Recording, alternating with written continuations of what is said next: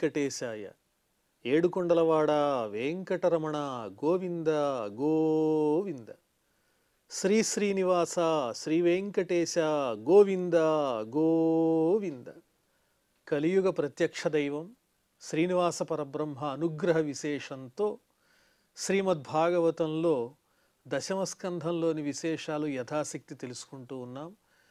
నారాయణం నమస్కృత్య నరం చైవ నరోత్తమం దేవీం సరస్వతీం వ్యాసం తతో జయముదీరయేత్. సుఖయోగీంద్రుల వారు పరీక్షిన్ మహారాజునకు శ్రీకృష్ణస్వామి దివ్యలీలా విశేషాలను వర్ణించి చెబుతూ ఉన్నారు. కరూష దేశానికి సంబంధించినటువంటి రాజు పౌండ్రకుడనేటువంటి రాజు తాను కూడా కృష్ణుని వలె శంఖచక్రాలు గద శ్రీవత్సము ఇత్యాది ఆయుధాలు శ్రీకృష్ణుని వలె ఉన్నటువంటి చిహ్నాలన్నీ తాను కృత్రిమంగా ధరించి తానే నిజమైన కృష్ణుణ్ణని దూత ద్వారా కృష్ణునకు రాయబారం పంపించాడు. దూతంచ ప్రాహిణోత్మందః కృష్ణాయా వ్యక్తవర్త్మనే ద్వారకాయాం యథా బాలో నృపో బాలకృతో అబుధః. తన దూతని ద్వారకా నగరానికి పంపించాడు ఆ పౌండ్రకుడు. ఎందుకోసం అంటే కృష్ణ నిజమైన కృష్ణుణ్ణి నేను వాసుదేవుణ్ణి నువ్వు కాదు అని చెప్పటం కోసం ప్రత్యేకంగా పంపించాడు ఆ మందబుద్ధి. నాశరహితుడైనటువంటి ఆ శ్రీకృష్ణ పరమాత్మునితోనే స్పర్ధ పెట్టుకున్నాడు. ఎలా ఉన్నది పౌండ్రకుని యొక్క పద్ధతి అంటే చిన్నపిల్లలు ఆటలాడుతూ నేను మహారాజును అని కాసేపు ఆ రూపాన్ని ధరించి నటించినట్లుగా చిన్నపిల్లవాని వలె నేనే కృష్ణుణ్ణి అని భావన చేస్తున్నాడు ఈ పౌండ్రకుడు.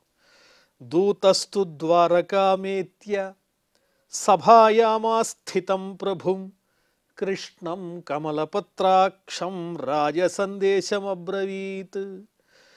ఈ కరూష దేశాధిపతి పౌండ్రకుడు పంపించినటువంటి దూత నేరుగా కృష్ణుని యొక్క సభలో ప్రవేశించి అందరూ చూస్తుండగా ఉగ్రసేనుడు మహారాజు ఆయన సన్నిధిలో పద్మముల వంటి నేత్రములు కలిగిన శ్రీకృష్ణునకు కరూష దేశాధిపతి సందేశాన్ని వినిపించాడు.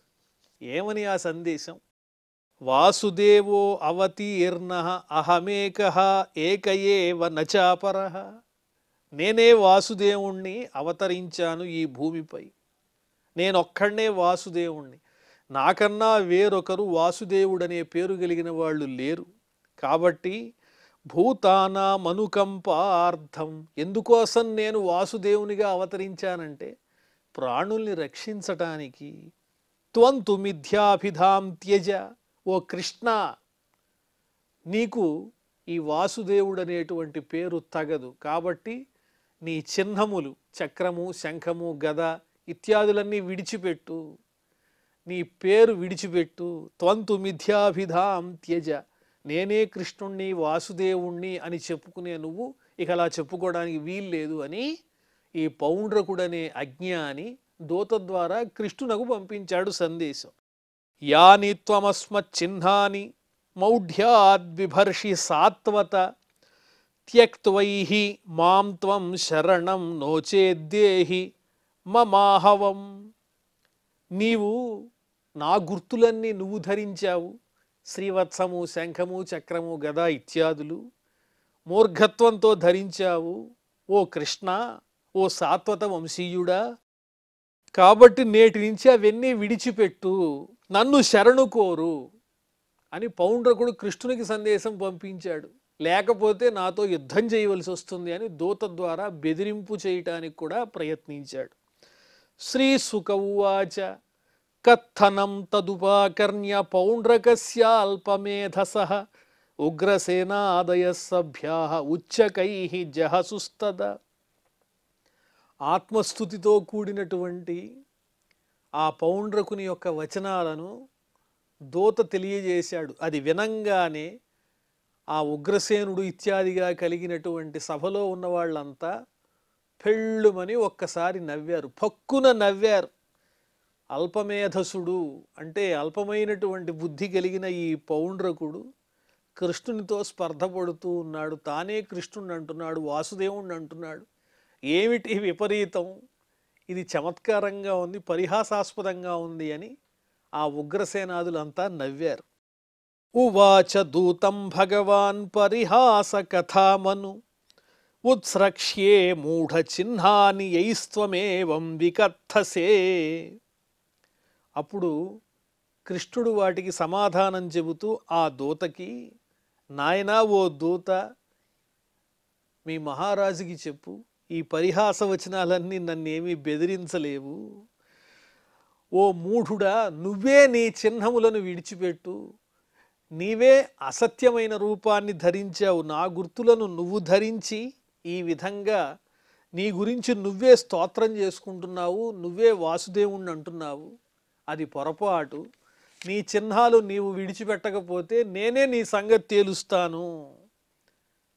నువ్వు అవన్నీ, ఆ చిహ్నాలన్నీ విడిచిపెట్టేటట్టుగా నేను చేస్తాను అని కృష్ణుడు ధీటుగా సమాధానం చెప్పాడు. ముఖం తదపిధాయాజ్ఞ కంకగృధ్రవటైర్వృత శయిష్యసే హతస్తత్ర భవిత శరణం శునాం. ఓ పౌండ్రక, కృష్ణుడు దూత ద్వారా సందేశం చెబుతున్నాడు. ఏమని? ఓ పౌండ్రక, నువ్వు గనక ఈ విధంగా నేను సహజంగా ధరించినటువంటి నా చిహ్నములు నీవు కృత్రిమంగా ధరించి ఉన్నావు, అవన్నీ విడిచిపెట్టకపోతే యుద్ధంలో నిన్ను సంహరిస్తాను. చివరికి నీ దేహము గ్రద్దలకు, రాబందులకు, అలాగే కుక్కలకు ఆశ్రయం అవుతుంది. చంపబడినటువంటి వాడివై రణభూమిలో పడిపోతావు, జాగ్రత్త అని శ్రీకృష్ణస్వామి హెచ్చరించారు. ఇతి దూతస్తదాక్షేపం స్వామినే సర్వమాహరత్ కృష్ణోపి రథమాస్థాయ కాశీముపజగామహ. వెంటనే పౌండ్రకుని దూత కృష్ణుడు చెప్పిన ఈ వచనాలు స్వీకరించి గబగబా ఆ దేశానికి వెళ్ళి, కరుష దేశానికి వెళ్ళి పౌండ్రకునకు శ్రీకృష్ణుని మాటలన్నీ చెప్పాడు. కృష్ణుడు కూడా ఆలస్యం చేయకుండా రథాన్ని అధిరోహించి ఆ పౌండ్రకుని యొక్క స్నేహితుడైనటువంటి కాశీనగరపు రాజు, పౌండ్రకుడు ఇద్దరూ కలిసి యుద్ధానికి సిద్ధమవుతున్నారు. అందువల్ల ఆ కాశీనగరానికి చేరుకున్నాడు కృష్ణస్వామి. పౌండ్రకోపి తదుద్యోగం ఉపలభ్య మహారథ అక్షౌహిణీభ్యాం సంయుక్తో నిశ్చక్రామ పురాదృతం. పౌండ్రకుడు కూడా శ్రీకృష్ణుని యొక్క ఆ ఉద్యమాన్ని చూచి యుద్ధానికి వస్తున్నాడు కృష్ణుడన్న విషయాన్ని తెలుసుకున్నటువంటి వాడై తాను కూడా 2 అక్షౌహిణీల సైన్యంతో నగరం నుంచి బయటికి వెలువడి వచ్చాడు. తస్య కాశీపతిర్మిత్రం పార్ష్ణిగ్రాహో అన్వయాన్రూప. ఈ పౌండ్రకునకు కాశీరాజు మిత్రుడు. అతడు కూడా ఇతనికి తోడుగా తన సైన్యాన్ని తీసుకుని అనుసరించి వచ్చాడు. అక్షౌహిణీభిః తిసృభిః అపశ్యత్ పౌండ్రకం హరిః. ఈ విధంగా 3 అక్షౌహిణీల సైన్యంతో వస్తూ ఉన్నటువంటి ఆ పౌండ్రకుణ్ణి, అతని మిత్రుణ్ణి శ్రీకృష్ణస్వామి చూచారు. శంఖార్యసి గదాశార్ంగ శ్రీవత్సాద్యుపలక్షితం బిభ్రాణం కౌస్తుభమణిం వనమాల విభూషితం. ఎలా ఉన్నాడు ఆ పౌండ్రకుడు? కృష్ణుడు చూచాడు ఆయన్ని, పౌండ్రకుణ్ణి. శంఖము ధరించాడు, అదేవిధంగా చక్రము, గదా, శార్ంగము, శ్రీవత్సము. శ్రీకృష్ణుడు ఏవైతే గుర్తులు, చిహ్నాలు ఉంటాయో, ఆయుధాలు, గుర్తులు, అవన్నీ తాను కూడా కృత్రిమంగా ధరించి, అలాగే కౌస్తుభమణి కూడా ధరించి వనమాలతో ఉన్నాడు ఆ రాజు. కౌశేయ వాససీ పీతే వసానం గరుడధ్వజం. పట్టు పీతాంబరాన్ని ధరించి తన రథానికి గరుత్మంతుణ్ణి పతాకంగా పెట్టుకున్నాడు. అమూల్యమౌల్యాభరణం స్ఫురన్ మకరకుండలం. విలువైనటువంటి మణిఖచితమైన రత్నములతో పొదగబడినటువంటి కిరీటాన్ని ధరించి చక్కని బంగారుమయమైన కుండలాలతో ప్రకాశిస్తూ దృష్ట్వా తమాత్మనస్తుల్య వేషం. కృష్ణునితో సమానమైన రూపంతో పౌండ్రకుడు కూడా ఎదురుకుండా కనిపించాడు. కృత్రిమాస్థితం, అది కృత్రిమమైన రూపమే. యథా నటం రంగగతం విజహాస భృశం హరి. రంగస్థలం మీద నాటకంలో కృష్ణుని పాత్రధారి ఏ విధంగానైతే ఆ రూపాన్ని ధరిస్తారో అలాగే ఈ పౌండ్రకుడు కూడా ఆ నటుని వలె కృష్ణుని రూపాన్ని ధరించాడు తప్ప అతను నిజమైన కృష్ణుడు కాదు కదా.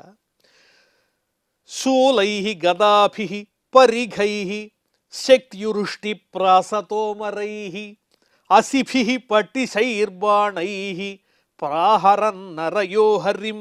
వెంటనే పౌండ్రకుని పక్షంలో ఉన్నటువంటి సైనికులు, కాశీరాజు సైనికులు వీళ్ళంతా కలిసి బల్యాలు, గదలు, ఇనుముతో చేయబడినటువంటి ఆయుధములు, శక్తి తోమరములు, ఖడ్గాలు, బాణాలు, ఒకటేమిటి అనేక రకాలైనటువంటి ఆయుధాలతో ఆ శ్రీకృష్ణ పరమాత్మను చాలా నొప్పించారు.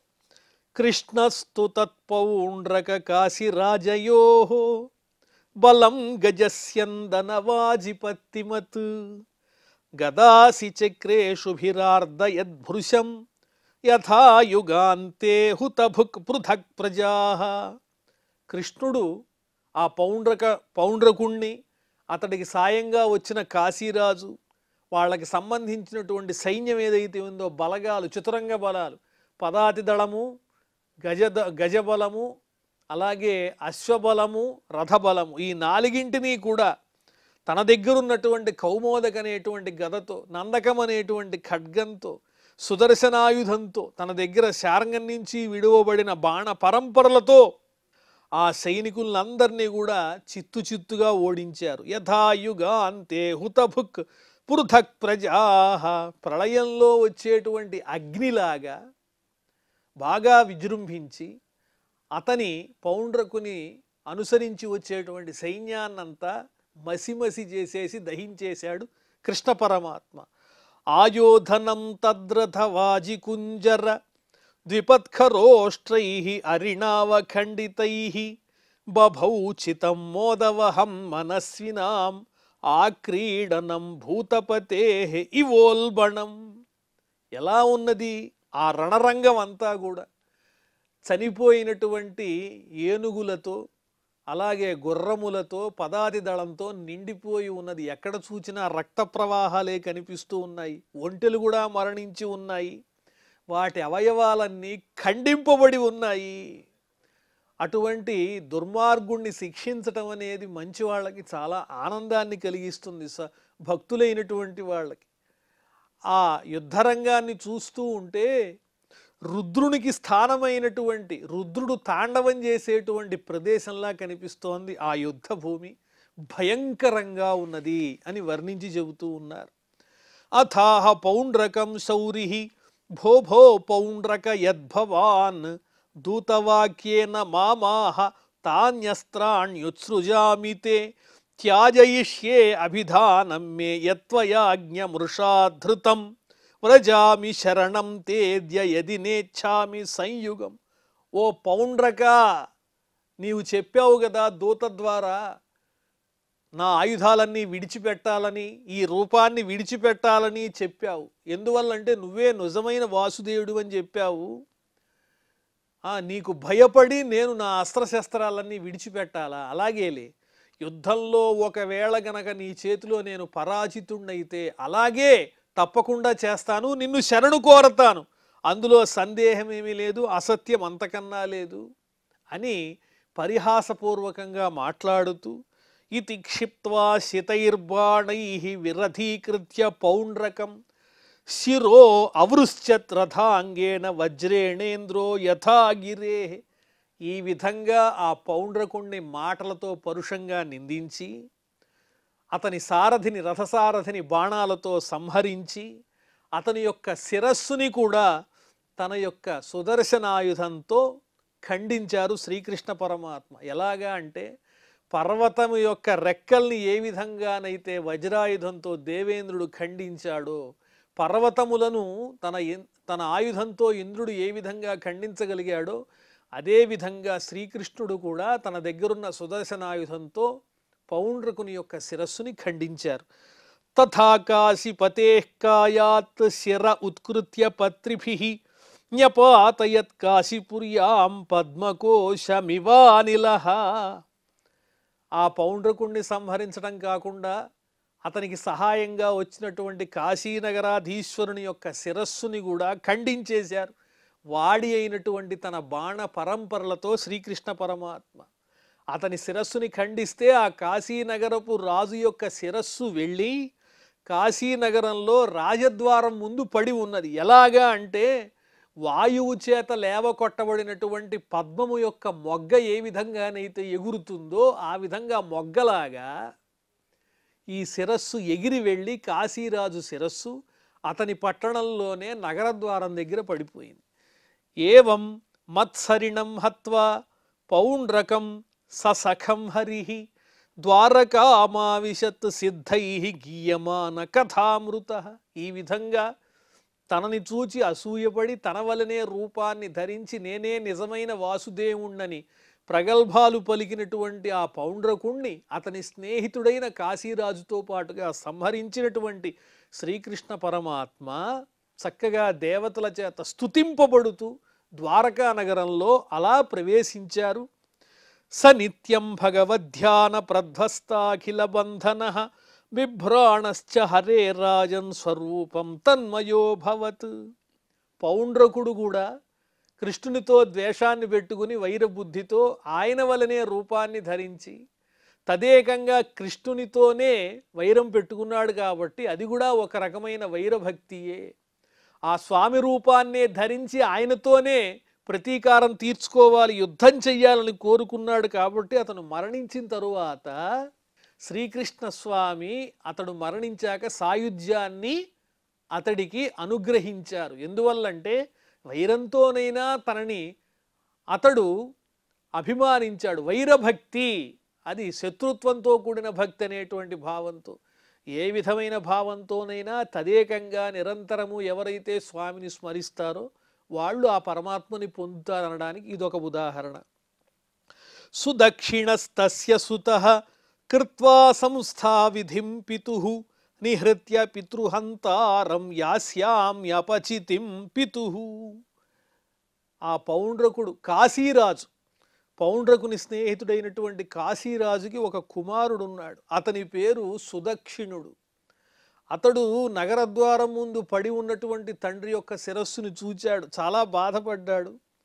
తన తండ్రికి చేయవలసిన ఔర్ధ్వదైహికమైనటువంటి క్రియలన్నిటినీ ఆచరించాడు. ఆ అంతఃపురంలో ఉండేటువంటి స్త్రీలంతా కూడా వాళ్ళు చాలా బాధపడ్డారు. శిరఃపతితమాలోక్య రాజద్వారే సకుండలం కిమిదం కస్య వా వక్త్రం ఇతి సంశిష్యిరే జనాః. నగరద్వారం ముందు కృష్ణుని యొక్క బాణాల చేత పడవేయబడినటువంటి శిరస్సుని చూచి ప్రజలందరూ ఎవరిది శిరస్సు అనుకుని అక్కడికి వచ్చి చూస్తే సాక్షాత్తు ఆ నగరాన్ని పరిపాలించేటువంటి మహారాజు శిరస్సే, కుండలములతో కూడి ఉన్నది. అది అతని శిరస్సుని చూడంగానే జనులందరూ కూడా సందేహపడ్డారు. ఆ తరువాత రాజ్ఞః కాశీపతేర్జ్ఞాత్వా మహిష్యః పుత్రబాంధవాః పౌరాశ్చ హాహతా రాజన్నాథనాథేతి ప్రారుదన్. కాశీరాజు మరణించాడన్న వార్త వినంగానే ఆ నగరంలో ఉన్నటువంటి ప్రజలందరూ చాలా దుఃఖితులయ్యారు. అతని పుత్రులు, బంధువులు, పౌరులు అయ్యో రాజా, నాథ నీవు మరణించావా, అయ్యో అయ్యో అని చాలా దుఃఖపడ్డారు. సుదక్షిణస్తస్య సుతః కృత్వా సంస్థా విధిం పితుః నిహృత్య పితృహంతారం యాస్యామ్యపచితిం పితుః. అతని కుమారుడు, కాశీరాజు కుమారుడు సుదక్షిణుడు అనేటువంటి పేరు కలిగిన వాడు తండ్రికి చేయవలసినటువంటి సమస్తమైన ఔర్ధ్వదైహిక కార్యక్రమాలన్నీ నిర్వహించి తన తండ్రిని సంహరించినటువంటి కృష్ణుని మీద ప్రతీకారం తీర్చుకోవాలి. అపచితిం పితుః, తన తండ్రిని సంహరించినటువంటి శత్రువు మీద, కృష్ణుని మీద ఏ విధంగానైనా ప్రతీకారం తీర్చుకోవాలి అని రగిలిపోతూ ఉన్నాడు. ఇత్యాత్మనాభిసంధాయ సోపాధ్యాయో మహేశ్వరః సుదక్షిణో అర్చయామాస పరమేణ సమాధిన. ఈ విధంగా కాశీరాజు కుమారుడు సుదక్షిణుడు నిర్ణయించుకుని పరమేశ్వరుని అనుగ్రహం ద్వారా కృష్ణుణ్ణి ఏ విధంగానైనా సంహరించాలనే సంకల్పంతో పరమేశ్వరుడి గురించి తపస్సు చేయటం ప్రారంభించాడు. అతడి యొక్క పూజకు ఆనందించినటువంటి పరమేశ్వరుడు చక్కగా అనుగ్రహించాడు. ఏం కావాలి నాయనా అంటున్నాడు పరమేశ్వరుడు. స్థిరమైనటువంటి సమాధి నిష్ఠతో ఆ సుదక్షిణుడు శివుణ్ణి పూజించి అర్చించి ఆయన అనుగ్రహాన్ని సంపాదించుకున్నాడు. ప్రీతో అవిముక్తే భగవాన్ తస్మై వరమదాత్ ప్రభు. ఆ కాశీనగరంలో పరమేశ్వరుడు ఆ సుదక్షిణుడు అనేటువంటి కాశీరాజు కుమారునికి వరం ఇవ్వడానికి వచ్చాడు. పితృహంతృ వధోపాయం సవవ్రే వరమీప్సితం. తన తండ్రిని చంపినటువంటి వాణ్ణి ఏ విధంగా సంహరించాలో ఆ ఉపాయం చెప్పు పరమేశ్వర అని ఈ సుదక్షిణుడు పరమేశ్వరుని అడిగాడు. సుదక్షిణాగ్నిం పరిచర బ్రాహ్మణై సమమృత్విజం అభిచార విధానేన సచాగ్ని ప్రమథైర్వృత. నాయన, నీ కోరిక నెరవేరాలంటే ఓ సుదక్షిణ అని పరమేశ్వరుడు ఉపాయం చెబుతున్నారు. ఋత్వికులతో బ్రాహ్మణోత్తములతో కలిసినటువంటి వాడివై నువ్వు అగ్నిని పూజించాలి, అభిచార హోమం చెయ్యాలి. అభిచార హోమం అంటే హింసతో కూడినటువంటి కర్మ, శత్రువధార్థం కార్యకరణం, శత్రువుని వధించటం కోసం ప్రత్యేకంగా చేసేటువంటి హోమం అది అభిచార హోమం అంటారు. అథర్వవేదోక్త మంత్ర యంత్రాది నిష్పాదిత మారణోచ్చాటనాది హింసాత్మక కర్మ. అథర్వవేదోక్తమైనటువంటి మంత్రయంత్రాలతో శత్రువు మరణించాలనేటువంటి ఉగ్రమైన సంకల్పాలతో చేసేటువంటి హింసాత్మకమైన కర్మ ఏదైతే ఉందో దానినే అభిచార విధానం అని పిలుస్తారు. అలాంటి విధానంతో నువ్వు అగ్నిని అర్చించు, అప్పుడు ఆ అగ్నిదేవుడు నీ కోరిక తీరుస్తాడు. సచాగ్ని ప్రమథైర్వృత సాధయిష్యతి సంకల్పం అబ్రహ్మణ్యే ప్రయోజిత. ప్రమథగణాలతో కూడినటువంటి అగ్నిదేవుడు నీ సంకల్పాన్ని నెరవేరుస్తాడు. కానీ ఒక మాట, ఎవరైతే మంగళప్రదంగా ఉండరో, లోక విరుద్ధమైన చర్యలు చేస్తారో, బ్రాహ్మణోత్తముల్ని గౌరవించరో, అలాంటి అపరిశుద్ధమైనటువంటి వారి మీదే ఈ అభిచార హోమం ప్రయోగిస్తే పనిచేస్తుందని కూడా పరమేశ్వరుడు చెప్పాడు ఆ కాశీరాజు పుత్రుడైన సుదక్షిణునకు. ఇత్యాదిష్టస్తథాచక్రే కృష్ణాయాభిచరన్ వృతి. ఈ విధంగా పరమేశ్వరుడు చెప్పంగానే ముందు వెనక ఆలోచించకుండా అదే విధంగా కృష్ణుణ్ణి ఏ విధంగానైనా నాశనం చెయ్యాలని ఆ అభిచార హోమాన్ని ఆచరించాడు ఆ సుదక్షిణుడు. తతోగ్నిరుత్థితః కుండాత్ మూర్తిమాన్ అతిభీషణ తప్తతామ్రశిఖాశ్మశ్రు అంగారోద్గారిలోచన. వెంటనే ఆ కుండం నుంచి అగ్ని బయటికి వస్తూ ఉన్నది, ఒక స్వరూపంగా వస్తోంది, భయంకరమైనటువంటి అగ్నిస్వరూపం వస్తూ ఉన్నది. ఎలా ఉన్నదా స్వరూపము అంటే బాగా తపించినటువంటి ఎర్రనైనటువంటి శిఖలు కలిగినటువంటిదై, అదేవిధంగా మీసము కలిగినటువంటిదై, అగ్నిశిఖలతో ప్రజ్వలిస్తూ భయంకరమైన అగ్నిని చిమ్ముతున్న నేత్రములు కలిగినటువంటిదై భయంకరమైన కృత్య కుండం నుంచి పుట్టింది. అది అగ్నిస్వరూపంతోనే ఉంది. దాన్ని చూచాడు ఆ సుదక్షిణుడు. దముష్ట్రోగ్ర భృకుటీ దండ కఠోరాస్య స్వజిహ్వయ ఆలిహన్ సృక్విణి నగ్న విధున్వన్ త్రిశిఖం జ్వలన్.